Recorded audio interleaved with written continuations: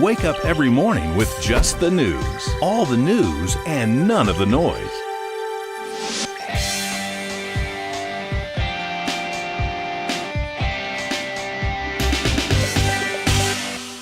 Hey there, good morning, and welcome to Just the News AM. I'm Carrie Sheffield, and glad you're here with us.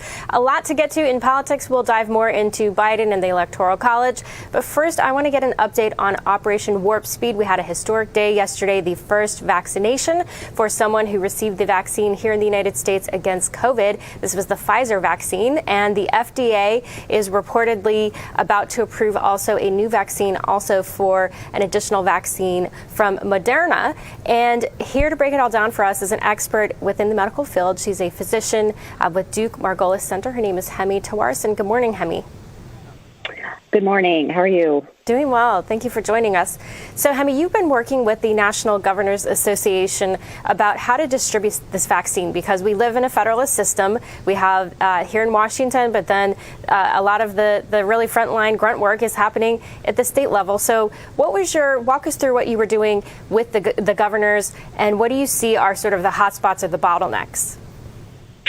Great. Yeah. So here at Duke Margolis, we have been spending a lot of time thinking about vaccinations, both the development and how we can actually get it into the arms of millions of Americans. Because, of course, this is a great and exciting event in the COVID pandemic, a bright light really to have this vaccine available.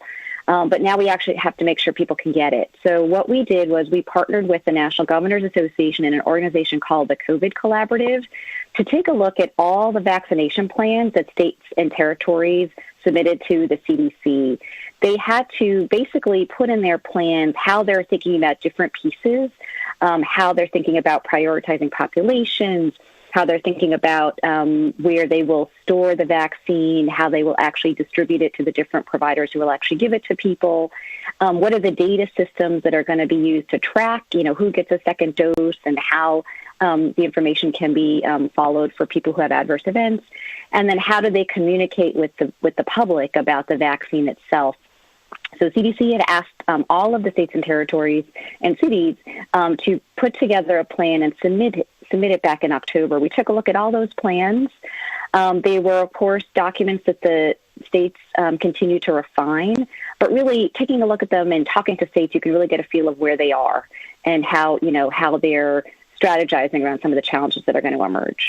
And so looking at this report that you guys looked at all the different states, were there any states whose plan was rejected by the federal government or by the CDC? Did they say, hey, this is not up to snuff? Were any of the states kind of problematic? No, not to my knowledge. I think CDC was working very closely with each of the states, giving them feedback on their plans, making sure that they're addressing all the different elements. And, unlike earlier in the pandemic with testing and PPE, where, there wasn't any plan required, I think this allowed, the CDC to really have a level playing field with all the states to see what they actually have put on paper and then to work with them to, continue to refine as we learn more about the vaccine.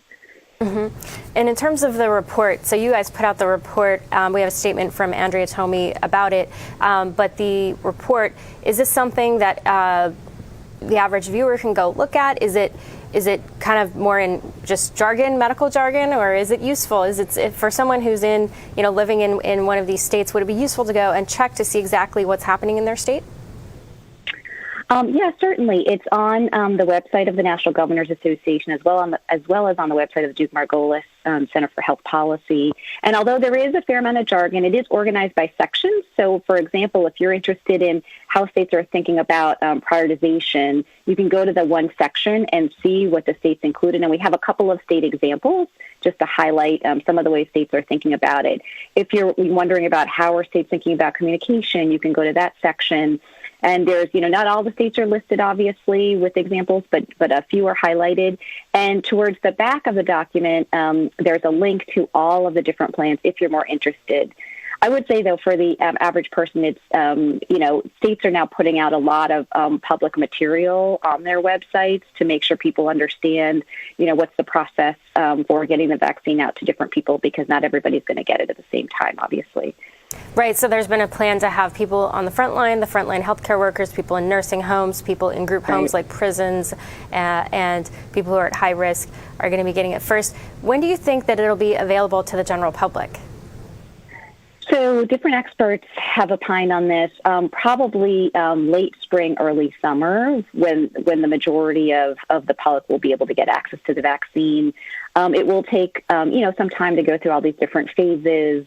And, one thing to note, not everybody wants to get the vaccine, so there has to be some education provided as well. There's going to be a limited supply in the first instance, and there's also going to have to be some education of the public to make sure that they're comfortable taking the vaccine. And so we're probably not going to get to everybody until the summer. Sure, but I think some people have said that they have concerns about it because it is a brand new vaccine, although we do know that it is based on some strains to treat other diseases previously, so it's not completely unknown. But are there, what health risks are there that people should be aware of? The FDA published all of the findings from the Pfizer clinical trials. And, what showed in the clinical trials data was that, some people have, some reaction to getting the vaccine, but it's within the range of, what you might expect. Some irritation around the site, some uncomfortableness, feeling a little bit ill. But they did not document any serious long-term effects from the vaccine. Now, they only have data for 2 months because of the rush and really importance to get the vaccine out quickly. So they're going to continue to follow those folks in clinical trials. But to date, there haven't been any documented severe adverse events. And in terms of the two different vaccines, so this week we already have the approval, the rollout. It's already been many shots in the arms for the Pfizer vaccine. And this week we anticipate that the Moderna vaccine will be distributed. Do you think the Moderna will be more widely adopted because it doesn't require this high freezing, like super cold fridge storage? I think states are going to use up all the vaccines they're getting. So, we've talked to a couple of states that said, with the first tranche of Pfizer vaccine, we're not getting to all of our healthcare workers. So I do think that, as much as Pfizer vaccine they're going to be able to get, they will use, as well as true with the Moderna vaccine. The one thing I will note, though, some states are saving the Moderna vaccine for places that don't have cold storage. So they're not even sending the Pfizer vaccine to, for example, a rural area or a primary care office where they may not be able to really deal with the storage piece. So I definitely think Moderna is going to be targeted to certain places that are going to be able to handle it. All right. Hemi Tawarson, we appreciate it. Okay, great. Thanks very much. They're at Duke Margolis Center on the vaccines. Well, folks, we've got more coming up about the vaccines. We have the communications director for Operation Warp Speed. This was the government program that got the approval on Operation Warp Speed, at Warp Speed. It bypassed all of the deadlines that we'd seen in the past. Michael Pratt is joining us next. Stay tuned. Real America's Voice is a platform that fosters the real voice of America. God bless America. Thank you for being here. It's my voice. It's your voice. It's Real America's Voice. Hey there, good morning, and welcome to Just the News AM. I'm Carrie Sheffield, and glad you are here. You're watching Real America's Voice News.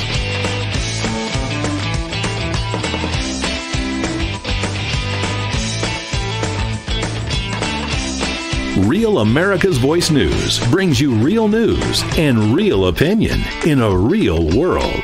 Keep it right here on Real America's Voice. Stay informed, stay engaged, and stay up to date with Real America's Voice News. Hey, I'm David Brody. Glad you're with us. Download the Real America's Voice News app today at americasvoice.app. Real America's Voice News is a platform that celebrates America every day. I'm thankful for many things, including you, our viewers who inspire me. Don't miss 1 minute of Real America's Voice News. Real America's Voice News is opinion done right, on demand, and on every platform. Stay engaged, stay informed, and stay in tune with what's happening now on Real America's Voice. God bless America. Thank you for being here. There's finally a platform for your news and your voice. Hey there, good morning, and welcome to Just the News AM. I'm Carrie Sheffield, and glad you are here.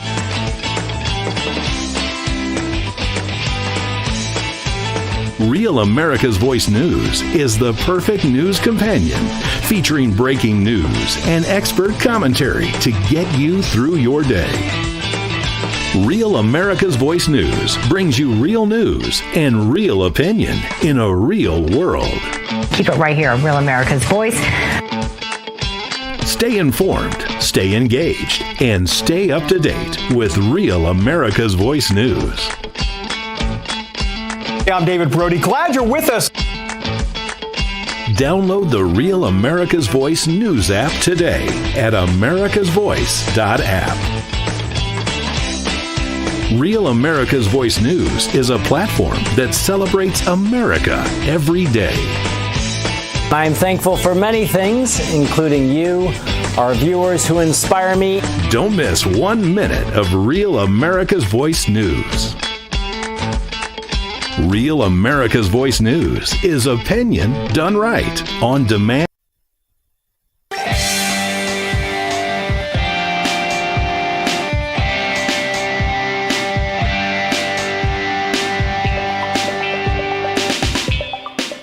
Hey there, good morning, and welcome back here to Just the News AM. I'm Carrie Sheffield, and glad you're here with us. Well, Operation Warp Speed broke all the barriers when it came to developing the coronavirus vaccine, and it was led by President Trump. And joining me here this morning is Michael Pratt. He's the Chief Communications Officer for Operation Warp Speed. Good morning, Michael. Good morning, Carrie. Thanks for having me on. So congratulations on your historic day, the first injection of someone here in the U.S. with the vaccine up in Long Island, as they say. Let's play some sound from the president setting up what happened on Friday night with the approval. I have really good news. Today, our nation has achieved a medical miracle.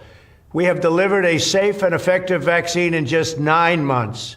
This is one of the greatest scientific accomplishments in history. It will save millions of lives and soon end the pandemic once and for all.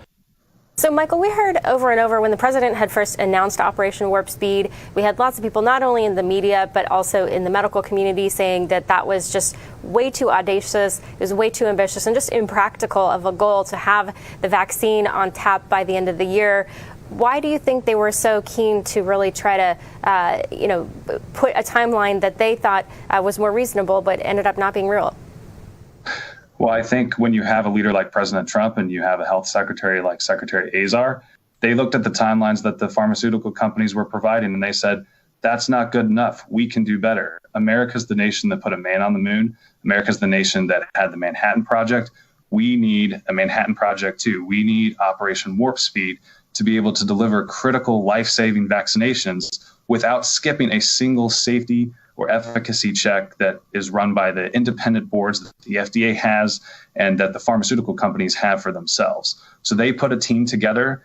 Secretary Azar recruited Dr. Moncef Slaoui, who's the chief scientific advisor for Warp Speed. He met with Department of Defense officials who gave General Gus Perna, and this crack team that was put together that literally hasn't slept in months here in the Humphrey building has been working since May on delivering the fruits of which we saw Monday as we saw those shots go into arms. And I think it's a great reminder of what America can do when we put our mind to it. And it's a great reminder of what happens when you have leadership that buys in and says, we can do this, we're going to do it the right way, but we can deliver because this was all about saving lives. And that's what the president, that's what Secretary Azar, that's what Operation Warp Speed delivered.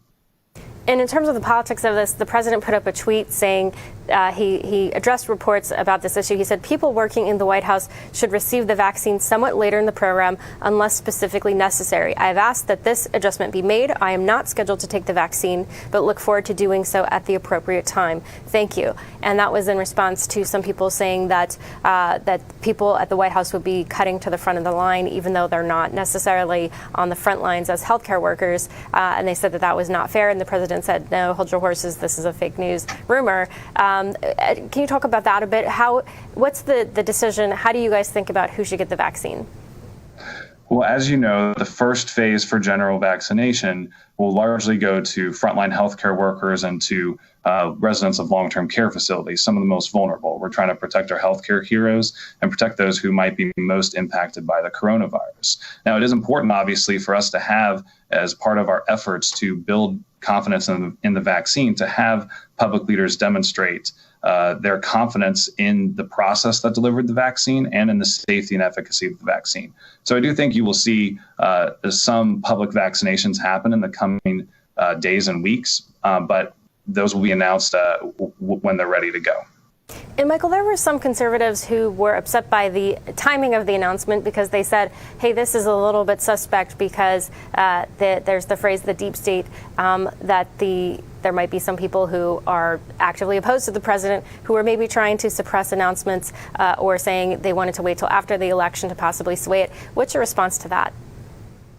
Well, look, Secretary Azar has said that from the start, he demanded that politics play no part in the development of this vaccine, because having Americans have confidence in the process and confidence in the final product was critically important. So that's what we did at Operation Warp Speed, and that's what we expected from everyone who was part of the effort.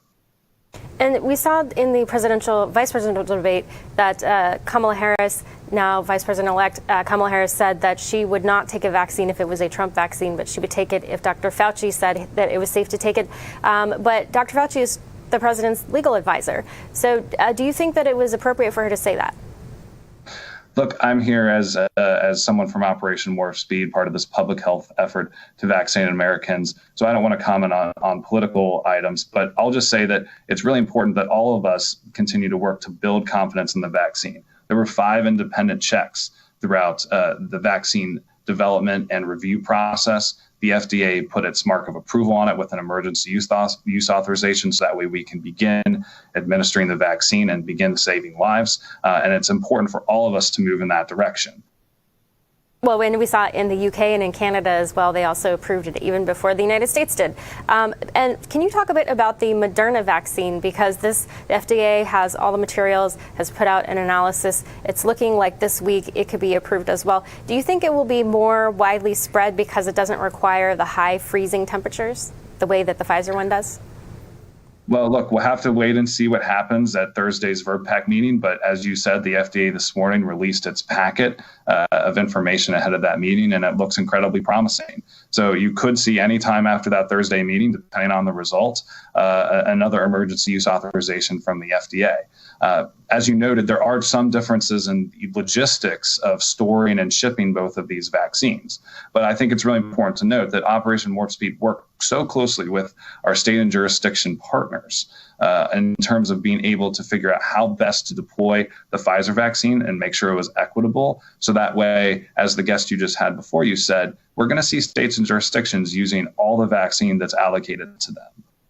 And are you seeing any problem areas so far on distribution? Are there any areas, any specific states or territories where there are bottlenecks?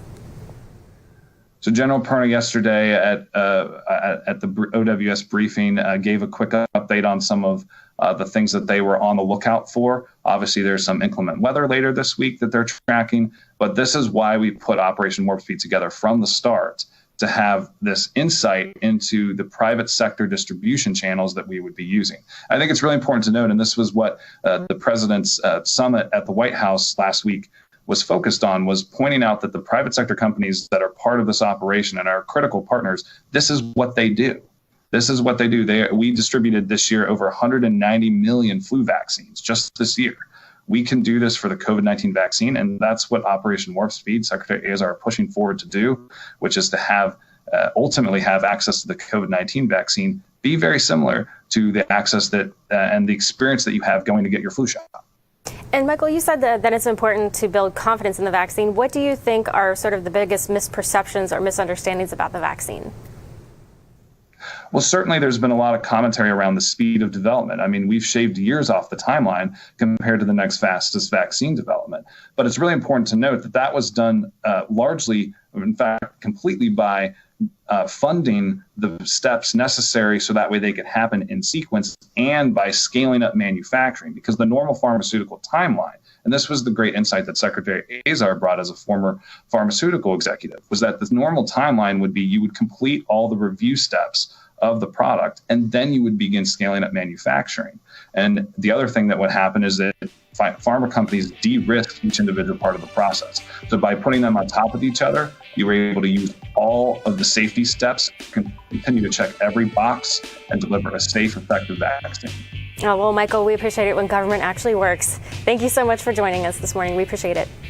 Thank you, Carrie. Stay with us, folks. We'll be right back. Real America's Voice is a platform that fosters the real voice of America. God bless America. Thank you for being here. It's my voice. It's your voice. It's Real America's Voice. Hey there, good morning, and welcome to Just the News AM. I'm Carrie Sheffield, and glad you're here. You're watching Real America's Voice News.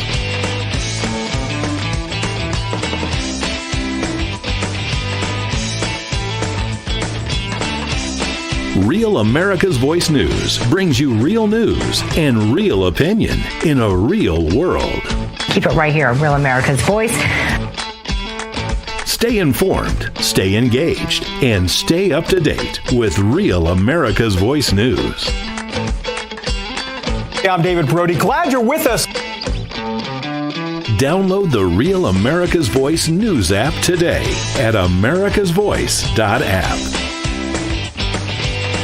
Real America's Voice News is a platform that celebrates America every day. I'm thankful for many things, including you, our viewers who inspire me. Don't miss 1 minute of Real America's Voice News. Real America's Voice News is opinion done right, on demand, and on every platform. Stay engaged, stay informed, and stay in tune with what's happening now on Real America's Voice. God bless America. Thank you for being here. There's finally a platform for your news and your voice. Hey there, good morning, and welcome to Just the News AM. I'm Carrie Sheffield, and glad you are here.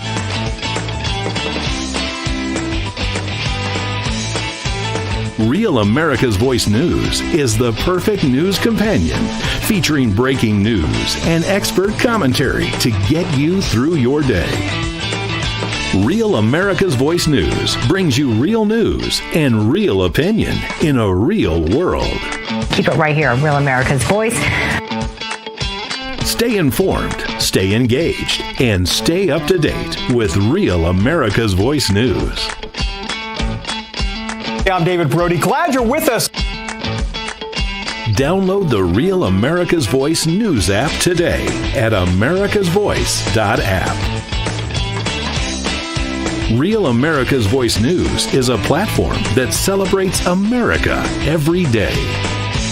I'm thankful for many things, including you, our viewers who inspire me. Don't miss 1 minute of Real America's Voice News. Real America's Voice News is opinion done right, on demand.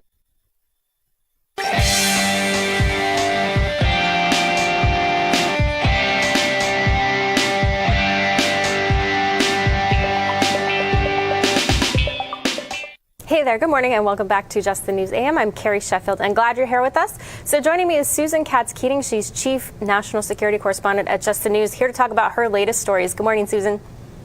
Good morning, Carrie. Glad to be here. So, Susan, let's talk about first what happened in Michigan. So there was a judge that ordered the release of a report about Dominion voting systems. And what that report found was that there was a 68% error rate, which is really incredible. And the findings found that we conclude that the Dominion voting system is intentionally and purposefully designed with the inherent errors to create systematic fraud and influence election results.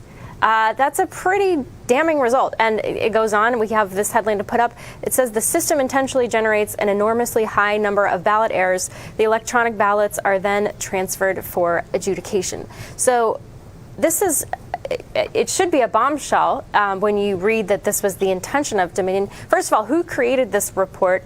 And will there be any ramifications based on the results of this report?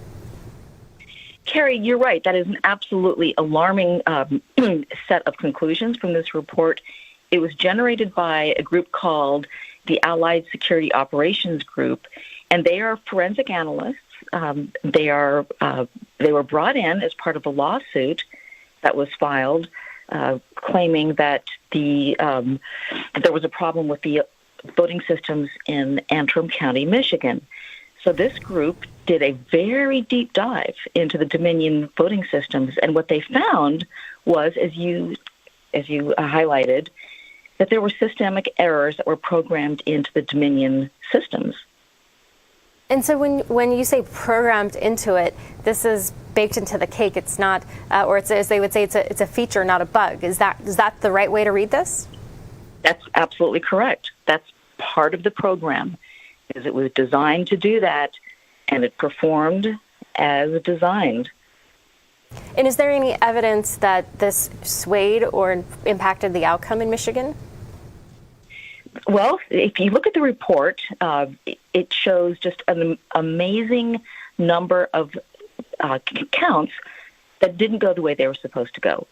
So, for example, the Federal Election Commission normally says that you'll find an error rate of, say, 1 in 250,000 ballots, which is to be expected. But in this case, there was an error rate of more than 68%. So that's a huge, what they call a significant and fatal error in the security and the integrity of this particular system, that county's votes. But if you take a broader look, you'll see that it's not just Antrim County that uses this fatally designed system. It's voting jurisdictions all over the country. So the judge orders the release of the report. It's now out there. Are we going to see any action? Is the legislature going to take any action? I don't imagine that the governor would. Well, I think they've got the ball in their court right now. It's up to them to take the action. You're right. I don't think the governor will take any action whatsoever. But the legislature as a whole needs to step in, and they need to act fast. So let's move to another piece that you have, one of your latest pieces. Questions arise over whether Trump should employ a 2018 order against foreign election influence. And this is based on a Sunday report from a forensic analyst who delved into the Dominion voting system to connect the dots between the 2018 executive order and possible foreign election interference. So tell us more about that. There was an executive order that President Trump signed in 2018, and it had to do specifically with foreign election interference.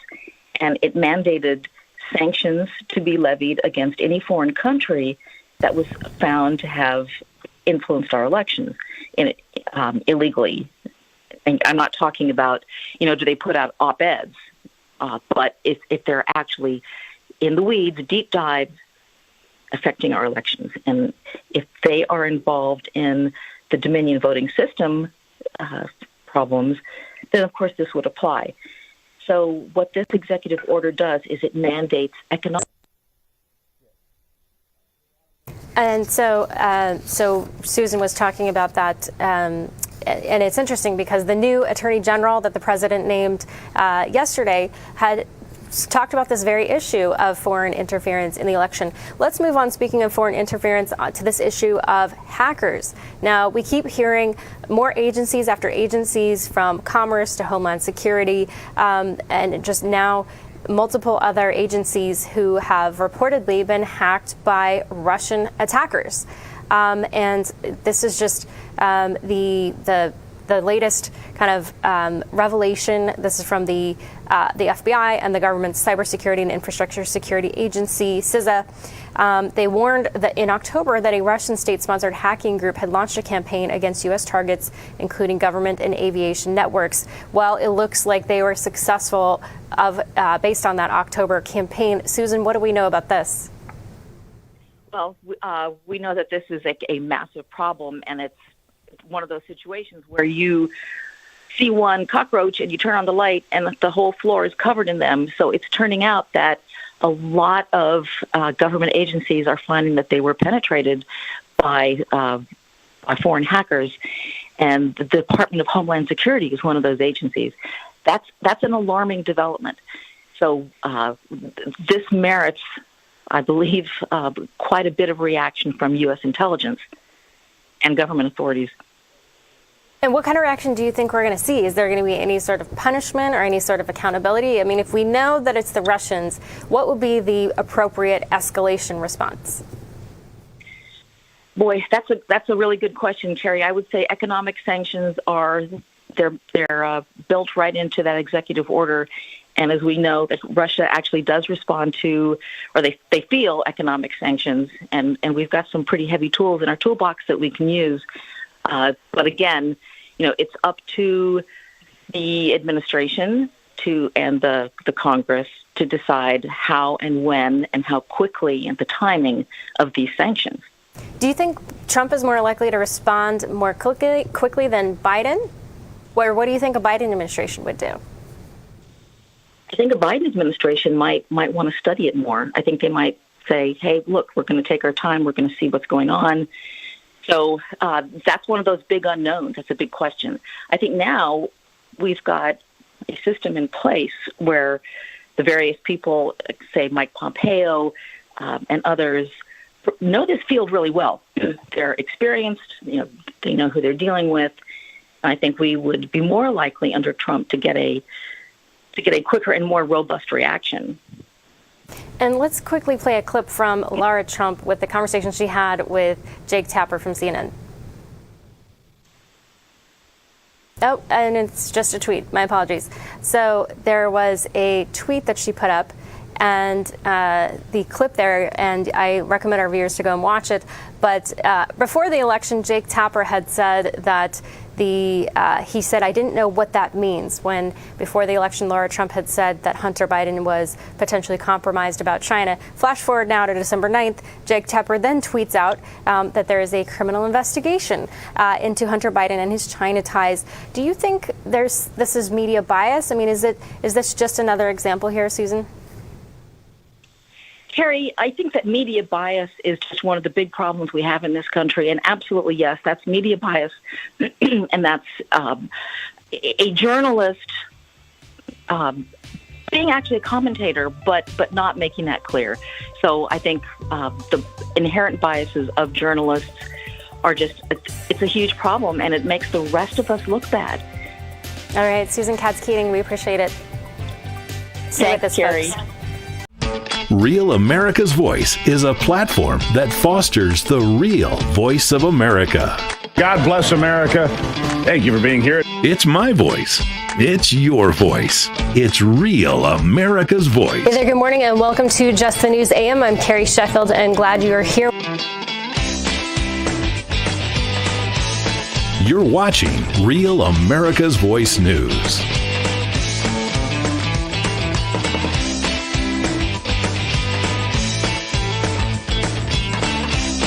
Real America's Voice News brings you real news and real opinion in a real world. Keep it right here, Real America's Voice. Stay informed, stay engaged, and stay up to date with Real America's Voice News. Hey, I'm David Brody. Glad you're with us. Download the Real America's Voice News app today at americasvoice.app. Real America's Voice News is a platform that celebrates America every day.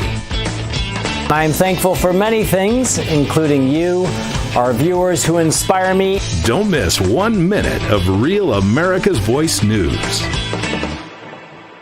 Real America's Voice News is opinion done right, on demand, and on every platform. Stay engaged, stay informed, and stay in tune with what's happening now on Real America's Voice. God bless America. Thank you for being here. There's finally a platform for your news and your voice. Hey there, good morning, and welcome to Just the News AM. I'm Carrie Sheffield, and glad you are here.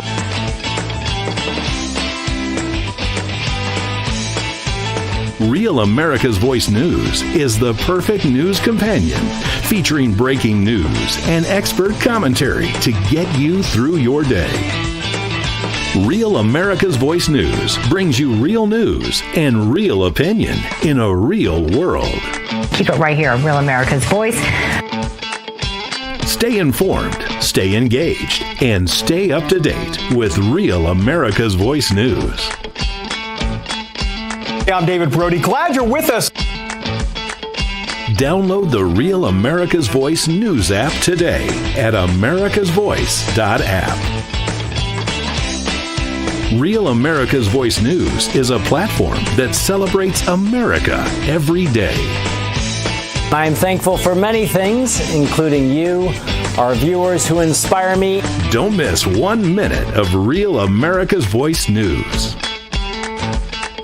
Real America's Voice News is opinion done right, on demand.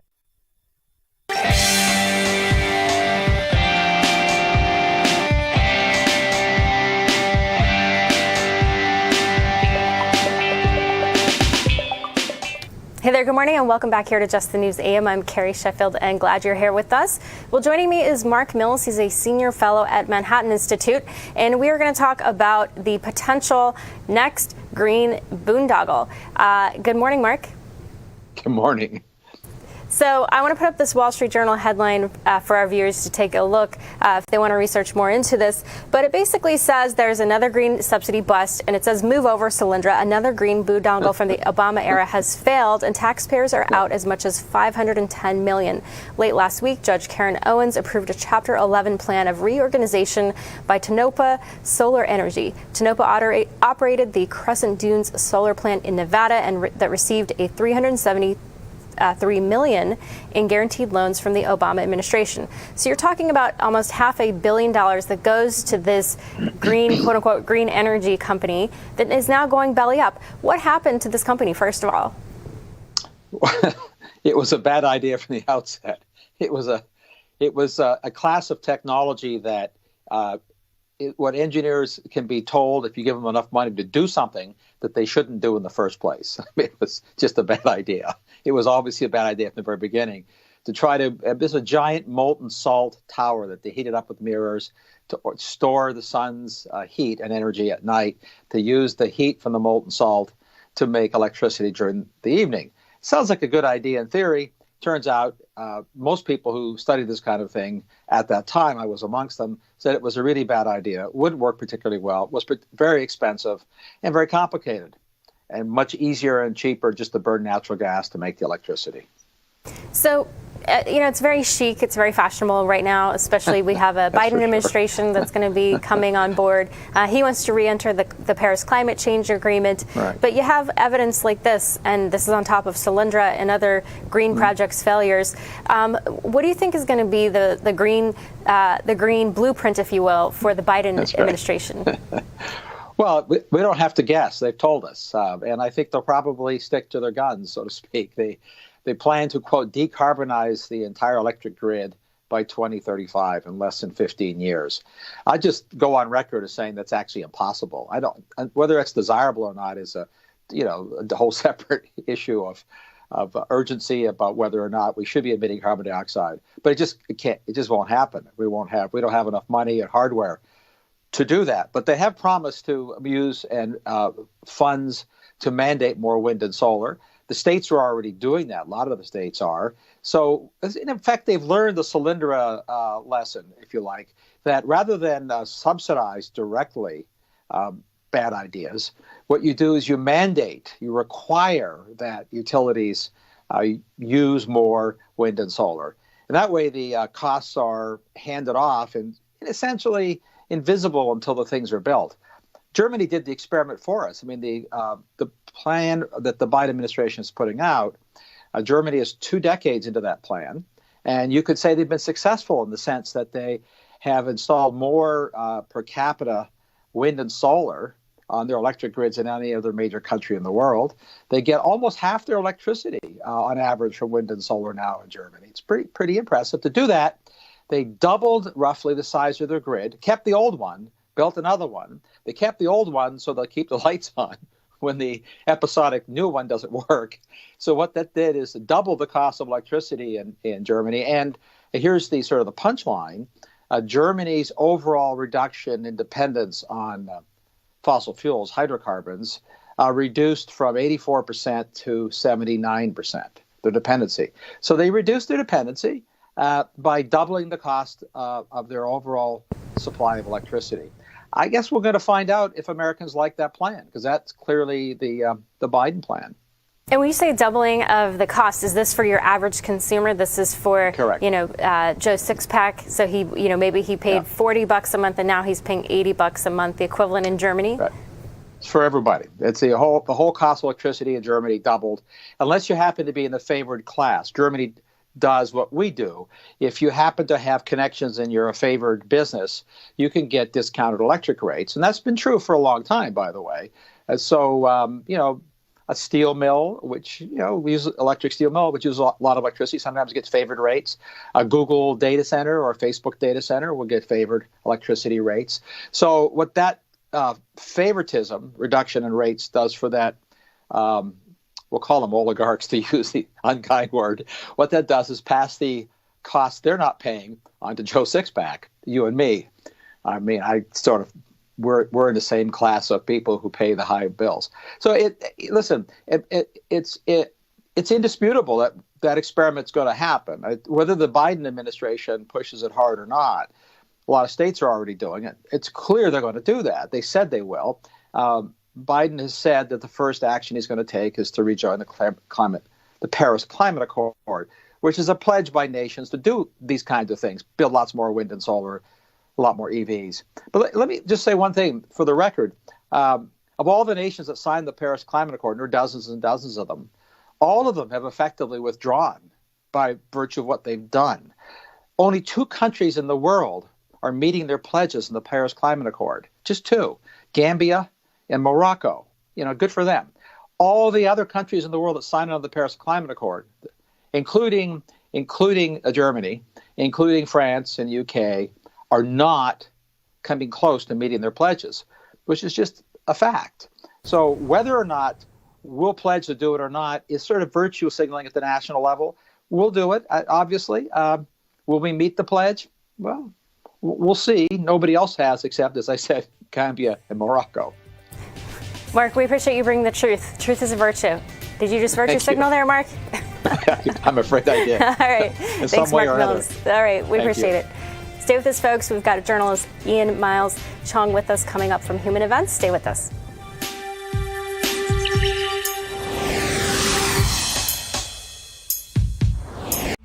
Real America's Voice is a platform that fosters the real voice of America.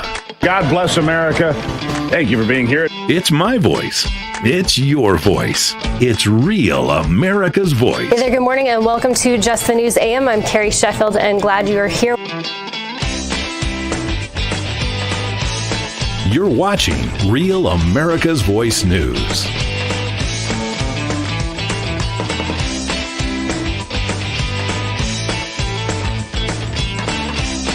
Real America's Voice News brings you real news and real opinion in a real world.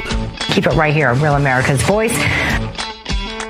Stay informed, stay engaged, and stay up to date with Real America's Voice News. Hey, I'm David Brody. Glad you're with us. Download the Real America's Voice News app today at americasvoice.app.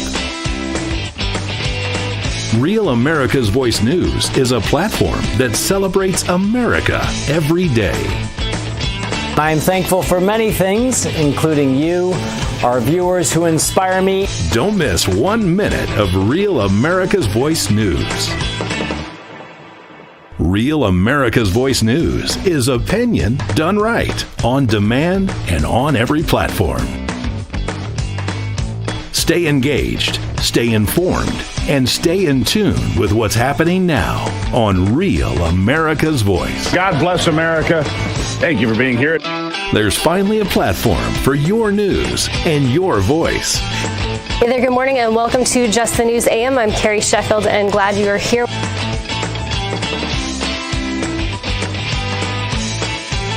Real America's Voice News is the perfect news companion, featuring breaking news and expert commentary to get you through your day. Real America's Voice News brings you real news and real opinion in a real world. Keep it right here, Real America's Voice. Stay informed, stay engaged, and stay up to date with Real America's Voice News. I'm David Brody. Glad you're with us. Download the Real America's Voice news app today at americasvoice.app. Real America's Voice News is a platform that celebrates America every day. I'm thankful for many things, including you, our viewers who inspire me. Don't miss 1 minute of Real America's Voice News. Real America's Voice News is opinion done right, on demand.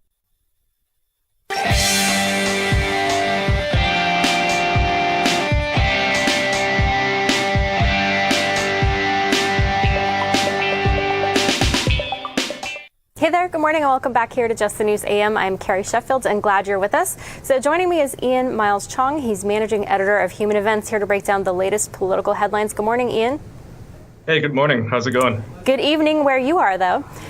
So in terms of the, let's talk about what's happened with Attorney General Barr. So he made the announcement that he's stepping down, and on his way out the door, he made a resignation letter where he decried the allegations of collusion between the Trump campaign and Russia. He praised the president. He praised him on anything from defense to just the overall administration and things that the Trump administration had done. In terms of the timing of this, do you think that the president, part of this had to do with the fact that the president was frustrated with, he said, a lack of movement on the DOJ's part to investigate voter fraud? I think so. I mean, it seems pretty clear that if you paid any attention to the news last week, I think it was last week, around Saturday, an insider, someone close to Barr, had told, I think, CNN that Barr was not, giving in to any of the threats that Trump was making, right? Trump was really upset that there was no movement. And, Barr is following the letter of the law, right? Regardless of what people say about him on Twitter, how he's a traitor because he's not pursuing election fraud. It's like, well, he's not a tool of the president. He still has to follow the law, right? He's a big reason why he came into the DOJ was to be a change to the Obama era of the DOJ, where they would basically go after anyone that Obama didn't like personally, right? So he was all about law and order. He was like to the letter, right? And Trump was upset with him, obviously, and I think someone leaked out a thing saying that Barr compared him to a deposed king ranting or something like that. And obviously Trump read that and didn't like it. But I'm not sure if Barr actually was fired, which is what a lot of people are saying. I mean, it seems like he just resigned, right? That seems like the likely case because Trump had some very nice words to say about him. Trump doesn't usually have nice things to say about people he doesn't like. He wouldn't be praising them incessantly on Twitter. So it seems like they came to some sort of agreement and he's out. I mean, I think that, Barr has no interest in using his office to pursue Trump's agenda, at least not in this sense. So, I mean, he's previously has supported Trump with the whole law and order initiative against Antifa. But in this instance, I don't think it's really justified to use the DOJ like that. They haven't really found any evidence whatsoever to justify what Trump is asking for, which is, to make just arrest Dominion guys or something, which I don't think is happening.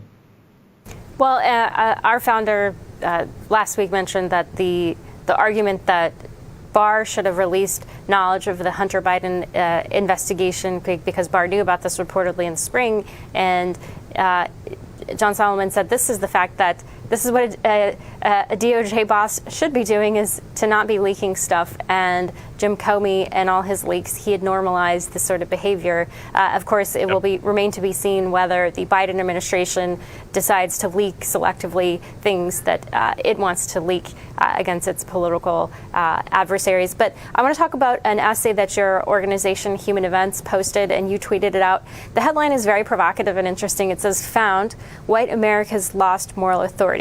And the essayist says it's about how to counter the Marxist left in a way that inspires conservatives and independents across the country. So white America is heading in the direction of being in the minority here. So we'll be a majority minority country, or there will just be not, one dominant more than 50% race, that will be a melting pot of many different races. So what was the main takeaway that you want readers to get from that essay? Well, I think that people need to stop hating themselves, right? This whole issue with the left is that it goes after white guilt, right? It says that if you're white, you should feel bad about yourself, that you are responsible for the most heinous crimes in history, that you have this burden, the historical burden, this baggage, if you will, of colonialism, and that colonialism's a bad thing. White people have never done anything good for society, right? That's the claim, and that we need to all undo it, right? This whole systemic deconstruction of Western capitalism, or whatever it is they like to call it, the patriarchy, the cis heteropatriarchy, the white cis heteropatriarchy. All these things are ways to make you feel bad about yourself, and you shouldn't feel bad about yourself. Now, this is not to say that you should just go out there, carry a banner that says white pride or something. That's not what we're talking about. But at the same time, you don't tell any other people of any other ethnic group to feel bad about themselves. I mean, why should they? I mean, each of us is an individual, and we should be judged on the content of our character, not the color of our skin. I mean, this is what Martin Luther King and countless other civil rights proponents have talked about, and yet somehow we have ignored their message. We've digressed from that, and regressed from that, I would say, and become, when I say we, I mean woke culture, right, has embraced racism. I mean, there's this joke going around, says that a racist and an anti-racist are basically the same thing. They want the same thing. They both want segregation. They both want people to feel bad about their race. And it's like, well, we can't have that. I mean, if we are truly to emerge from that cocoon of tribal mentality, then we have to look at each other and understand each other as individuals, not just look at each other and see how we look. Oh, your skin's dark, or your skin's too fair. We shouldn't be looking at things like these. These are superficial things. They don't affect anything, really. They shouldn't. Well, Ian Miles Chong, we hope people take a look at that essay. Anytime you can invoke the message of Dr. Martin Luther King, I think that's good medicine for this country. Thank you. All right. Stay with us, folks. We'll be right back. Ian Miles Chong, again, that essay, Found White America's Lost Moral Authority. You might want to check it out. In the meantime, we will be right back here at Just the News AM.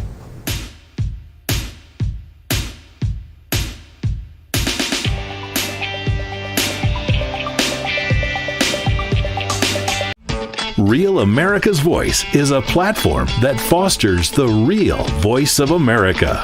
God bless America. Thank you for being here. It's my voice. It's your voice. It's Real America's Voice. Hey there, good morning, and welcome to Just the News AM. I'm Carrie Sheffield, and glad you are here.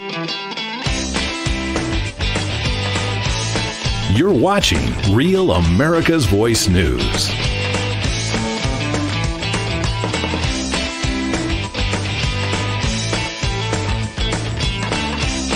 Real America's Voice News brings you real news and real opinion in a real world. Keep it right here, Real America's Voice. Stay informed, stay engaged, and stay up to date with Real America's Voice News. Hey, I'm David Brody. Glad you're with us. Download the Real America's Voice News app today at americasvoice.app. Real America's Voice News is a platform that celebrates America every day. I'm thankful for many things, including you, our viewers who inspire me. Don't miss 1 minute of Real America's Voice News. Real America's Voice News is opinion done right, on demand, and on every platform. Stay engaged, stay informed, and stay in tune with what's happening now on Real America's Voice. God bless America. Thank you for being here. There's finally a platform for your news and your voice. Hey there, good morning, and welcome to Just the News AM. I'm Carrie Sheffield, and glad you are here.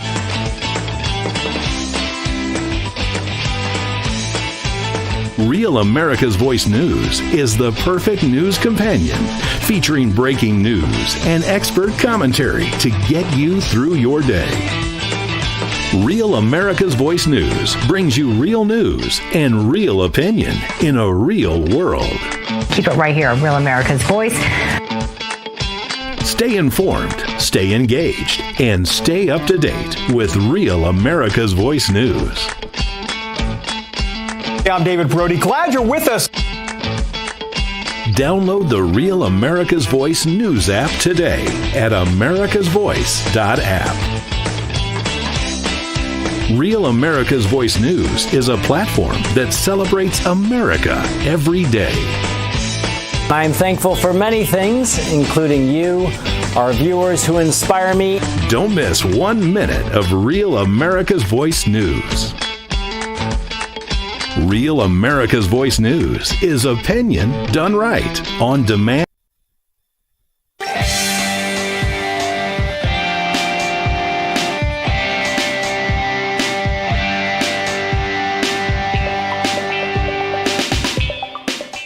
Hey there, good morning and welcome back to Just the News AM. I'm Carrie Sheffield and glad you're here with us. I'm going to close the show with the latest poll research that we found here. We work at Just the News with Scott Rasmussen, the legendary pollster, and it was looking at this question of elections and citizenship. So we asked, is it illegal? We noted that it is illegal for non-citizens to vote in U.S. federal elections. However, a 1993 law prohibits election officials from asking potential voters for proof of citizenship before they are allowed to vote. Should that law be changed so that election officials can require proof of citizenship from potential voters? 56% of voters said yes, that you should require proof of citizenship from potential voters. Only 26% said no, and 18% said not sure. So this is a pretty resounding majority here of Americans who say that they are not comfortable with just letting anybody show up to vote without having proof that they are a citizen.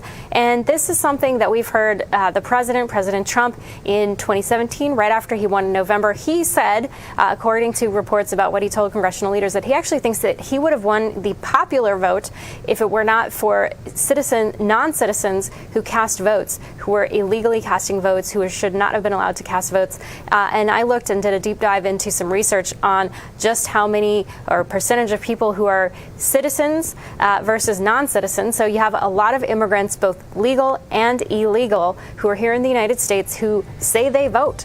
Almost 9, 10, sometimes 12%, according to these surveys from places like Harvard University. This is potentially 2, 3, 4 million people who say they voted, even though they are not citizens. It's illegal. All right, that does it for us, folks. Stay tuned for War Room next.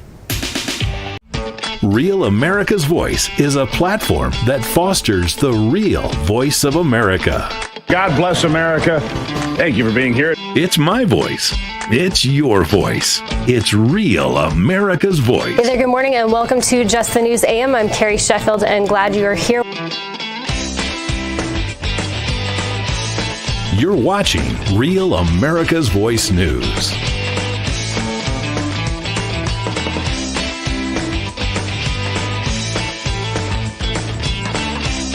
Real America's Voice News brings you real news and real opinion in a real world. Keep it right here, Real America's Voice. Stay informed, stay engaged, and stay up to date with Real America's Voice News. I'm David Brody. Glad you're with us. Download the Real America's Voice news app today at americasvoice.app. Real America's Voice News is a platform that celebrates America every day. I'm thankful for many things, including you, our viewers who inspire me.